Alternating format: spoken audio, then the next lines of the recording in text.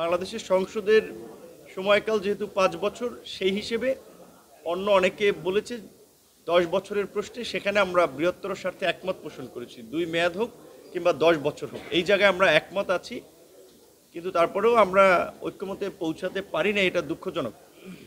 সকলেরই মনে রাখা দরকার যে একটা গণ অভ্যুত্থান পরবর্তী পরিস্থিতিতে আমরা আজকের এই আলোচনাগুলো করছি, এবং ভবিষ্যতে যেন কেউ ক্ষমতা থেকে স্বৈরতান্ত্রিক হয়ে উঠতে না পারে, সেই কারণেই কিন্তু আমরা রাষ্ট্র কাঠামোর সংস্কার সহ প্রধানমন্ত্রী, রাষ্ট্রপতি বা গুরুত্বপূর্ণ বিষয়গুলোর পদের ক্ষমতার ভারসাম্য নিয়ে কথা বলছি। রাষ্ট্রপতির নির্বাচন নিয়েও গতদিন আলোচনা হয়েছে, আপনারা জেনেছেন, সেইখানেও ঐক্যমতে পৌঁছানো যায় নাই।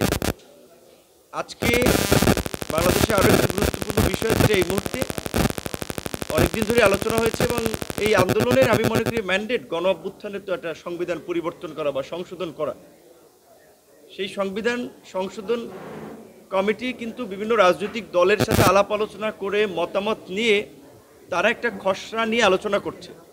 আমাদের দলের পজিশন ছিল যে সাম্য, মানবিক মর্যাদা, সামাজিক সুবিচারের পাশাপাশি গণতন্ত্র এবং ধর্মীয় সম্প্রীতিকে ইনক্লুড করা, যেহেতু ধর্মনিরপেক্ষতা কিংবা ধর্মীয় স্বাধীনতা এগুলো নিয়ে নানান ধরনের একটা মতানৈক্য তৈরি হচ্ছে, সেখানে আমরা ধর্মীয় সম্প্রীতির কথা আমাদের দলের জায়গা থেকে বলেছি।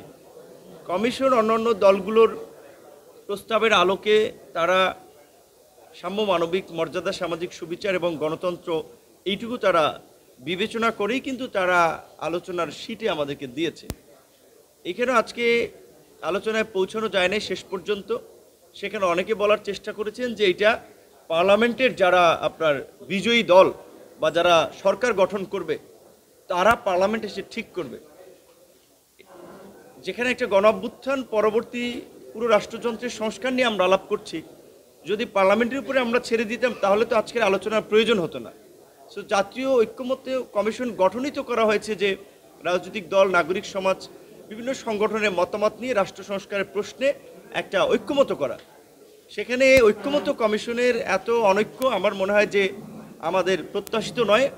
রাজনৈতিক দলের নেতৃবৃন্দ কিংবা যারাই কথা বলেন, প্রেসের সামনে খুব ভালো ভালো কথা বলেন, কিন্তু দেখা যায় ভিতরের আলোচনা আসলে অনেকেই একমত হচ্ছে না, সেটাও কিন্তু আপনারা বিটিভিতে লাইভ দেখছেন। তো আমাদের প্রত্যাশা থাকবে যে যেহেতু 2 দিনের গ্যাপ নিয়ে আবার বুধবারে আলোচনাটা শুরু হচ্ছে এবং বেশ কয়েকটি বিষয় ঝুলে আছে, এনসিসি, দ্বিকক্ষ বিশিষ্ট পার্লামেন্ট, রাষ্ট্রপতি নির্বাচনের প্রক্রিয়া, প্রধানমন্ত্রীর মেয়াদ এবং সংসদে নারীর প্রতিনিধিত্ব, এই প্রায় 5-6টা বিষয় ঝুলে আছে, যেগুলো আলোচনা হয়েছে, দফায় দফায় একমতে পৌঁছানো যায় নাই। তো আমাদের প্রত্যাশা থাকবে যে রাজনৈতিক দলগুলো যার যার দলের জায়গা থেকে আলোচনা করে দলের একটা ক্লারিফিকেশন নিয়ে আসবে। এইখানে তো দলের বক্তব্যে রিজিড থাকার আসলে বিষয় না, সবার আলাপ আলোচনার সাপেক্ষে জাতীয় ঐক্যের স্বার্থে প্রয়োজনে নিজের অবস্থান একটু ছাড় দিয়েই তো ঐক্যমতে পৌঁছাতে হবে। এখন এইখানেও বারবার এসে যদি আবার আমাদের আসলে দলের ফোনের অপেক্ষায় থাকা লাগে যে আমাদের দল এটাতে একমত হয় কিনা, তাহলে তো এই ঐক্যমত কমিশনের মিটিংয়ে আসলে ফায়দাটা কি? অথচ যে বিষয়গুলো ঝুলে আছে সেগুলো সহ প্রয়োজনীয় সংস্কারের জন্য যেন আমরা সবাই যার যার জায়গা থেকে একটু সার দিয়ে হলেও একটা ঐক্যমতে পৌঁছাই, যার মধ্যে দিয়ে আমাদের প্রত্যাশিত আগামী নতুন বাংলাদেশ আমরা দেখতে পাবো। ধন্যবাদ।